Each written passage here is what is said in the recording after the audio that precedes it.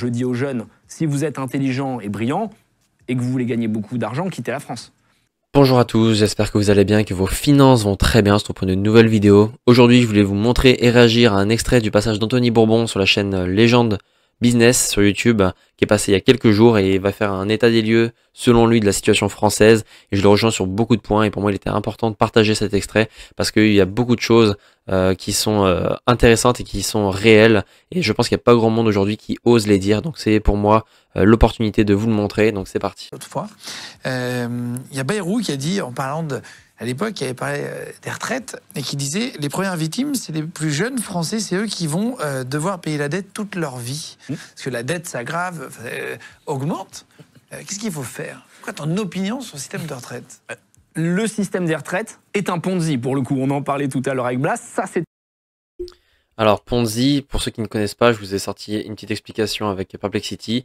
Un Ponzi est un montage financier frauduleux dans lequel les gains versés aux premiers investisseurs proviennent essentiellement des fonds apportés par les nouveaux entrants et non d'une activité économique réelle ou d'un placement viable.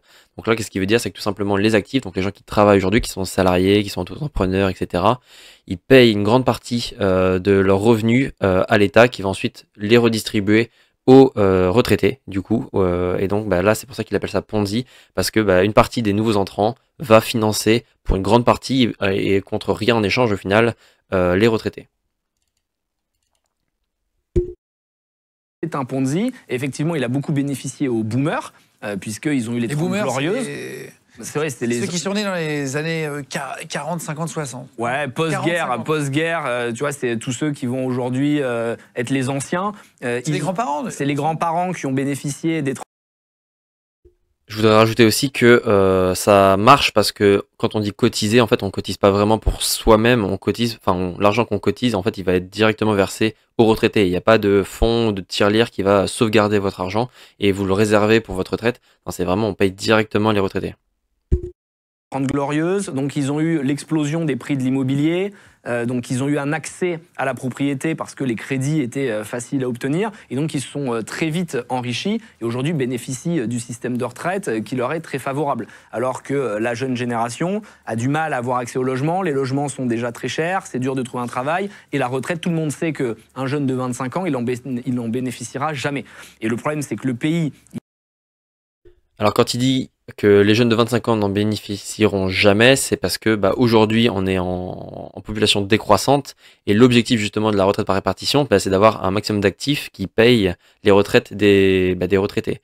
Et là, vu qu'on a de moins en moins d'actifs, ça va pas fonctionner parce que une personne ne peut pas payer à lui tout seul la retraite de un retraité.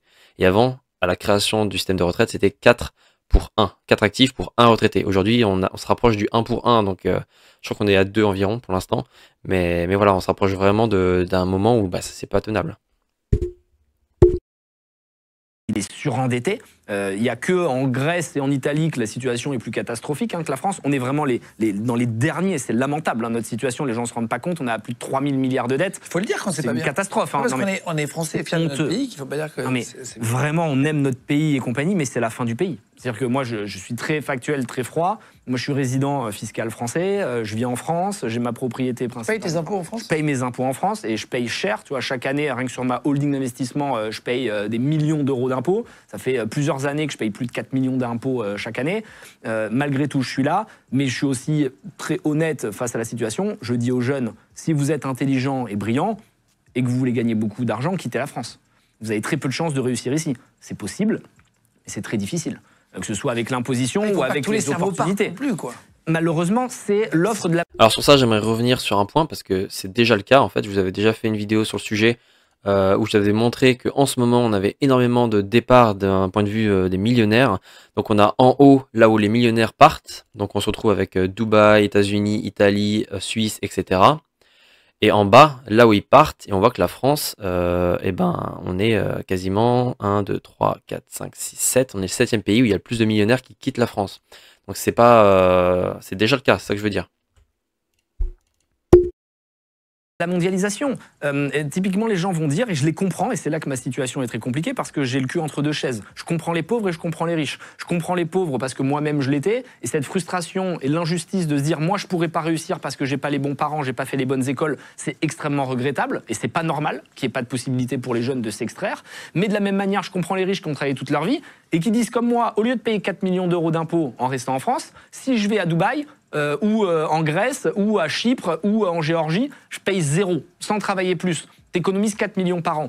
Évidemment que tu parles de la solution. Alors les pauvres vont dire oui, mais c'est des traîtres, ils lâchent le pays. Mais essayez de vous mettre à leur place. Et donc en fait, je comprends chaque personne, chaque type. C'est pas tout blanc, tout noir. C'est pas tout blanc, tout noir. Et la réalité, c'est que au-delà même d'avoir de la dette, parce que la dette, c'est pas un problème si ça peut créer de la valeur sur l'avenir. Mais là, le problème de la dette en France, c'est qu'elle est juste là pour nous permettre de survivre. On réemprunte 300 milliards cette année à plus de 3%. C'est-à-dire rien que le coût des intérêts chaque année est supérieur à ce qu'on dépense dans l'armement ou l'éducation nationale. C'est juste colossal et il n'y a pas de solution. C'est-à-dire que la France, c'est exceptionnel, dépense 1700 milliards chaque année, mais par contre va en gagner 1500. Donc c'est-à-dire qu'ils ont...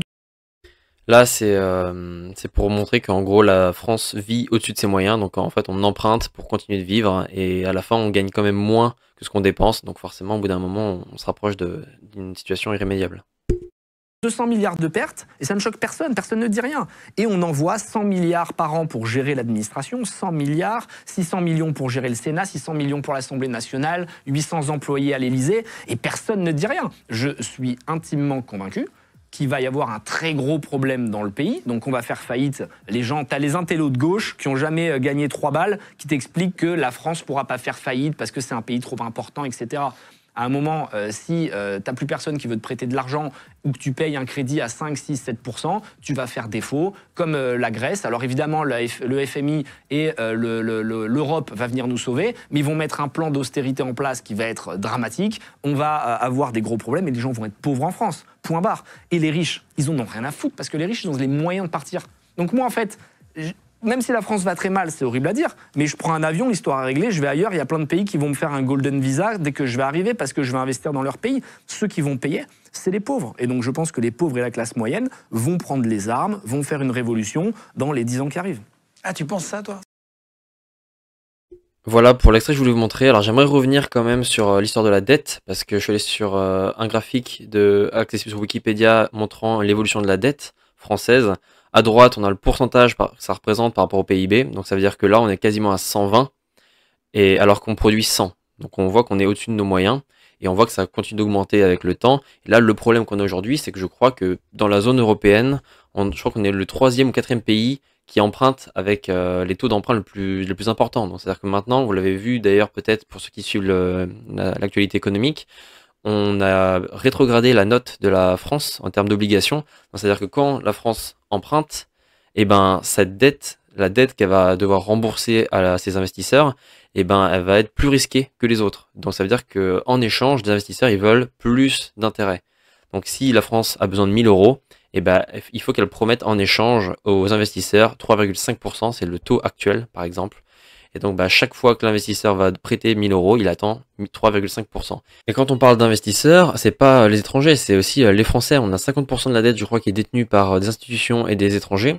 Et l'autre 50%, c'est toutes les assurances vie françaises qui sont avec un profil de risque faible ou peu risqué. Parce que là, qu'est-ce que vont faire les institutions qui ont ces assurances vie? Elles vont prendre des fonds monétaires, donc des obligations françaises, des obligations européennes, etc. Et donc, c'est les Français qui détiennent cette dette et c'est aussi les investisseurs étrangers. Et donc, si vous avez des assurances vie avec des fonds monétaires à 100%, et si un jour la France fait faillite, je crois que c'est 70 000 euros qui vous sont assurés par votre assurance vie par assurance, donc par assureur, pardon.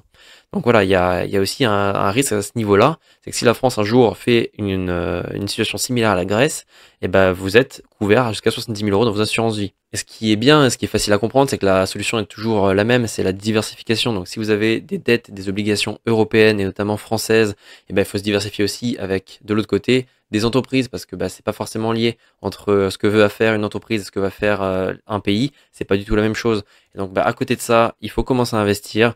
Là typiquement avec le S&P 500, je m'expose à 500 entreprises aux États-Unis. Donc si les États-Unis vont mal, ça va forcément les impacter, mais c'est pour ça que j'ai pas que des États-Unis.